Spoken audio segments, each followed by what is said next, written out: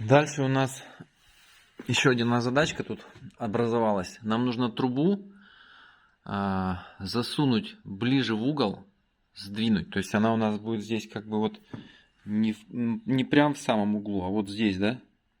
А нам нужно ее туда как бы утопить. Вот, но сделать это не сразу, а постепенно. Где-то в середине дымохода от камина до потолка.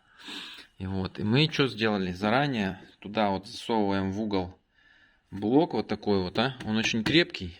Там какие-то характеристики прикольные есть у него. Вот, но легкий, чтобы облегчить конструкцию на вот эти вот бетонные плиты перекрытия, да? Ибо уже говорят, что вот между вот этой плитой крайней и следующей появилась тоненькая трещинка, паутинка на потолке в гараже там. Мы же на втором этаже. Вот поэтому, чтобы облегчить, не кирпичи накидывать туда, а вот полегче что-то. Мы ставим туда в угол вот это вот блок. Уголки сбиваем кирочкой, кувалдочкой и ставим его туда. И здесь потом, когда пойдет закладка, мы уже заложим дальше.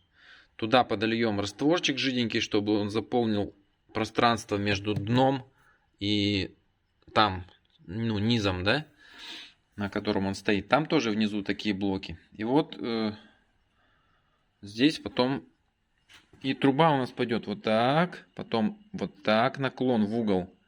И до самого потолка уже она пойдет ближе к углу.